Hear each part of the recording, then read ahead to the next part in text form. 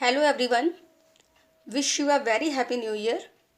Today we will discuss the poem number 4 of Hornbill book class 11th Childhood composed by Marcus Nathan. But before proceeding the poem, first we would like to discuss the title of the poem Childhood. Childhood means बचपन. बचपन क्या है? शरारतों से भरा हुआ, innocency मासूमियत से भरा हुआ, हमारी वो शरारतें, किसी को पीछे से मार के भाग जाना, साइकिल रेसिंग करना, पोल के पीछे या किसी ट्री के पीछे छुप जाना, कहीं गली में बैठ के मार्बल्स खेलना, ये है हमारा बचपन। तो इसमें जो पोएट है मार्कस नैटन, वो बताते हैं कि उनका जो बचपन है वो कहीं खो गया है। अलग अलग स्टैंजास में उन्होंने ये ऑप्शन दिया है कि उनका बचपन तब खो गया, उनका बचपन तब खो गया। So let's begin the poem. देखते हैं कि राइटर ने जो हमें ये ऑप्शंस दिए हैं, क्या क्या ऑप्शंस थे, उन्होंने क्या बताया कि उनका बचपन कब खो गया। So when did my childhood go? Was it the day I ceased to be 11? Was it the time I realized that hell and heaven could not be found in geography and therefore could not be? Was that the day? अब देखिए यहाँ पर poet कहते हैं When did my childhood go? मेरा बचपन कब चला गया? Was it the day I ceased to be 11? चीज मीन्स होता है स्टॉप्ड। तो पोएट कहते हैं क्या मेरा बचपन उस दिन चला गया जब मैं 11 ईयर्स का हो गया? Was it the time I realize that hell and heaven could not be found in geography? क्या ये वो टाइम था जब मुझे रियलाइज हुआ कि हेल एंड हेवन नाम की कोई भी प्लेस ज्योग्राफी में एग्जिस्ट ही नहीं करती है? ज्योग्राफी में क्या हमने पढ़ा है? ज्योग्राफी में हम ये पढ़ते हैं कि जितने भी कॉन्टिनेंट्स हैं, जितनी भी कंट्रीज़ हैं, ओशियंस हैं, प्लेसेस हैं, स्मॉल टाउन्स हैं, मीन्स एवरीथिंग, हमको जितने भी फिजिकल एट्रीब्यूट हैं वो सब हमें मैप्स में फाइंड हो जाते हैं। हमें बचपन में बताया जाता है हम अच्छे काम करेंगे तो देन हेवन में जाएंगे, बुरे काम करेंगे तो देन हेल में जाएंगे। लेकिन जब मैंने ये पढ़ा कि हेल एंड हेवन ये प्लेस ज्योग्राफी के मैप में एग्जिस्ट ही नहीं करती हैं, ऐसी प्लेस कोई है ही नहीं, and therefore could not B, उनका कोई अस्तित्व ही नहीं है। Was that the day? क्या ये वो दिन था जब मुझे लगा कि मेरा बचपन मुझसे दूर हो गया? मीन्स राइटर क्या है? राइटर ये कह रहे हैं कि जब मुझ में ये समझ आई कि ऐसी कोई चीज़ होती ही नहीं है, और अगर ऐसी चीज़ होती तो शायद बुक्स में पढ़ाई जाती, लेकिन जब ऐसी चीज़ है ही नहीं तो पढ़ाई नहीं गई है, क्या उस दिन मैं थोड़ा मैच्योर हो गया और मेरा बचपन जो था मुझसे खो गया? क्या ये वो दिन था? देखिए राइटर ने फर्स्ट स्टैंजा में कहा क्या वो दिन था जब मुझे ये पता चला कि ऐसी कोई प्लेस एग्जिस्ट ही नहीं करती है वर्ल्ड में। अब हम देखिए सेकंड स्टैंजा में आते हैं।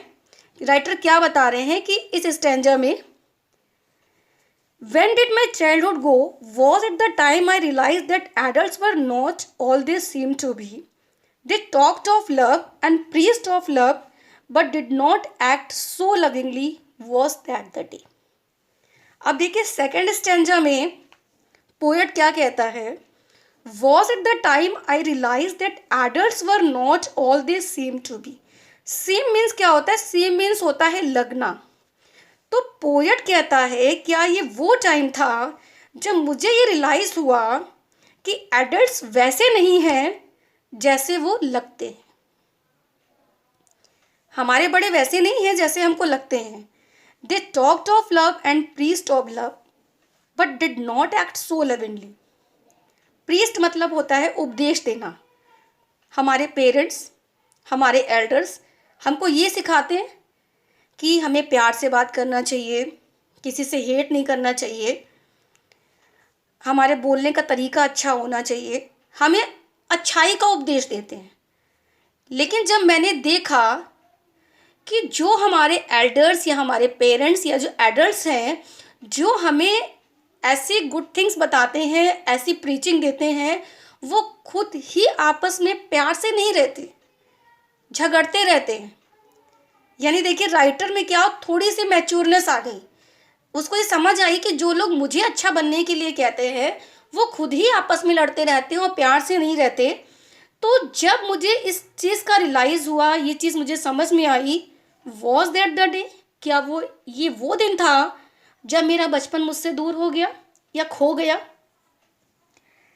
तो देखिए सेकेंड स्टैंजा में राइटर ने कहा कि एडल्ट्स जैसे दिखते हैं वैसे होते नहीं। तब ये वो दिन था कि मेरा बचपन मुझसे दूर हो गया। देखिए अब आते हैं हम थर्ड स्टैंजा में। अब थर्ड स्टैंजा में पोएट के ऑप्शन दे रहा है। थर्ड स्टैंजा में देखिए, when did my childhood go, was it when I found my mind was really mine to use whichever way I choose, producing thoughts that were not those of other people but my own and mine alone, was that the day। आप देखिए इसमें writer क्या कह रहा है। Was it when I found my mind was really mine। क्या ये वो दिन था जब मैंने पाया कि मेरा माइंड जो है वो रियली मेरा है, मेरा दिमाग जो है वो रियली मेरा है। To use whichever way I choose, और मैं जो चाहूँ वो कर सकता हूँ, किसी भी पाथ को चूज़ कर सकता हूँ, कुछ भी कर सकता हूँ, जो भी दिमाग में मेरे थॉट्स आएंगे, जो भी मेरा मन कहेगा मैं वही काम कर सकता हूँ क्योंकि मेरा मन मेरा है। Producing thoughts were not those of other people. जो थॉट्स होंगे, जो सोच होगी वो मेरी होगी। हमारे ऊपर क्या होता है कि हम खुद से कुछ नहीं सोचते। पेरेंट्स कहते हैं ऐसा करो, एल्डर्स कहते हैं ऐसा करो, टीचर्स कहते हैं ऐसा करो, हमारे खुद के कोई थॉट ही नहीं है, हम खुद तो अपने मन से कुछ करते ही नहीं हैं। लेकिन अब यहाँ पे पोएट क्या कह रहे हैं कि जब मुझे ऐसा लगा कि मेरा दिमाग, मेरा माइंड मेरा है, मैं जो चाहे वो कर सकता हूँ, जो थॉट्स मुझे आते हैं, जो मैं सोचता हूँ मैं वही कर सकता हूँ, मैं किसी के अकॉर्डिंग चलने के लिए कोई मजबूर नहीं हूँ। But my own and mine own, मेरे थॉट्स सिर्फ मेरे हैं, वो किसी और के नहीं हैं और मैं अपने अकॉर्डिंग ही काम करूँगा। वॉज दैट द डे, क्या ये वो दिन था जब मुझे लगा कि मेरा बचपन मुझसे दूर हो गया। मतलब अब देखिए राइटर के कहने का मतलब क्या, देखिए डीप सेंस में जाइए कि एक छोटे से बच्चे को पेरेंट्स बताते हैं, एल्डर्स बताते हैं, वो स्कूल में टीचर्स बताते हैं कि बेटा ये चीज़ अच्छी है, ऐसा आपको करना चाहिए, वैसा नहीं करना चाहिए, सबके साथ प्यार से रहना चाहिए और किसी को गुस्सा नहीं दिखाना चाहिए, किसी को जवाब नहीं देना चाहिए। ये हमारे पेरेंट्स या एल्डर्स बताते हैं, हमारे खुद के कोई थॉट नहीं होते। लेकिन जब ये राइटर को लगा कि मैं जो सोचता हूँ मैं वही कर सकता हूँ और मेरे थॉट्स मेरे खुद के थॉट्स हैं, क्या ये वो दिन था कि मैं थोड़ा सा मैच्योर हो गया और मेरा जो बचपन था वो मुझसे दूर हो गया।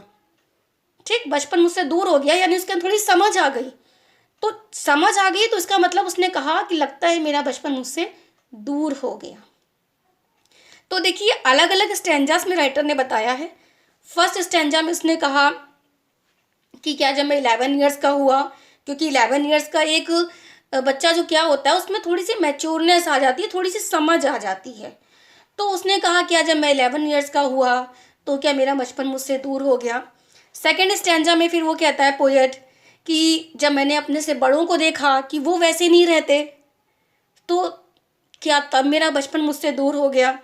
और थर्ड स्टैंजा में वो कहता है कि जब मुझे ये रियलाइज़ हुआ कि मेरे थॉट्स मेरे खुद के थॉट्स हैं, मैं अपने अकॉर्डिंग काम कर सकता हूँ, क्या ये वो दिन था जब मेरा बचपन मुझसे दूर हो गया? यानी राइटर को खुद भी नहीं पता कि उसका बचपन उससे कब दूर हो गया। अब हम देखते हैं अपने लास्ट स्टैंजा में राइटर क्या कहता है? Where did my childhood go? It went to some forgotten place that's hidden in an infant face, that's all I know. अब देखिए, राइटर ने अभी तक थ्री स्टैंजा में क्या कहा था? थ्री स्टैंजा में कहा था when did my childhood go, मेरा बचपन कहाँ चला गया। अब लास्ट स्टैंजा में राइटर कहता है where did my childhood go, मेरा बचपन कहाँ चला गया। अभी तक कब चला गया, अभी तक कहाँ चला गया।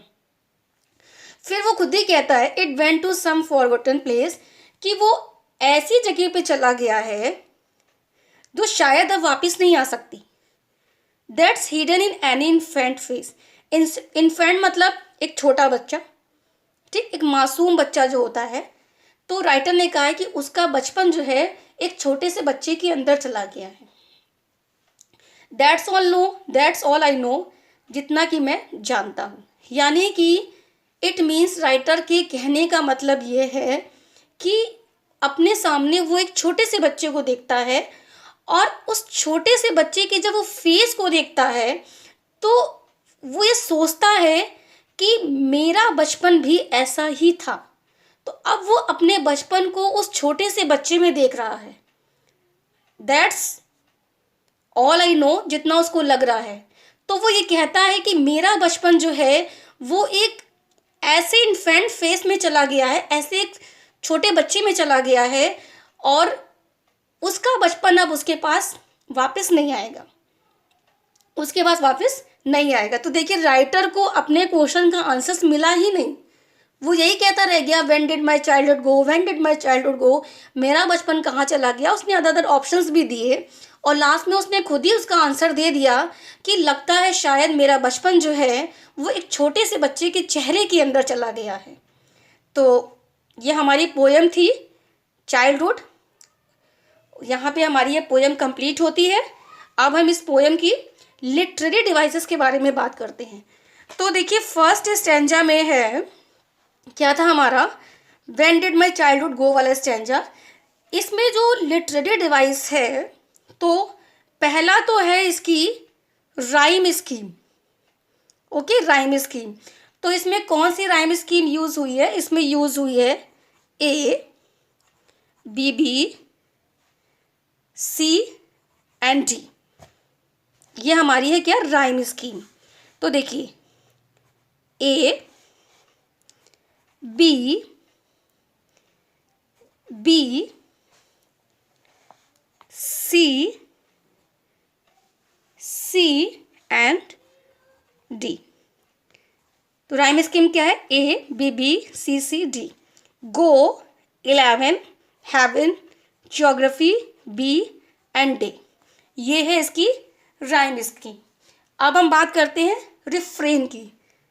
रिफ्रेन आपको मैंने लास्ट पोएम में बताया था कि रिफ्रेन क्या होता है।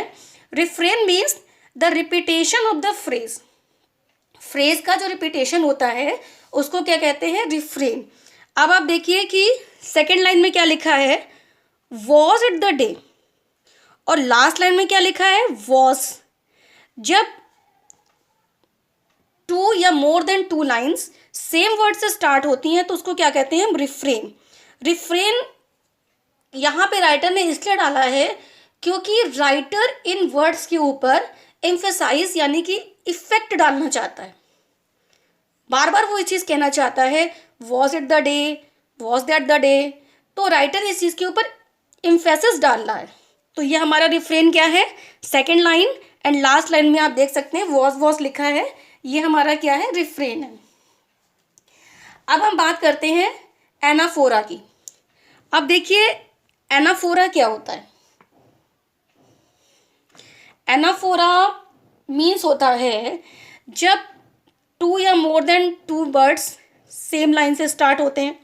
अब देखिए फर्स्ट और लास्ट लाइन में क्या था, हमारा रिफ्रेन था, राइटर क्या कर रहा था, इस चीज़ पे इम्फेसाइज कर रहा था।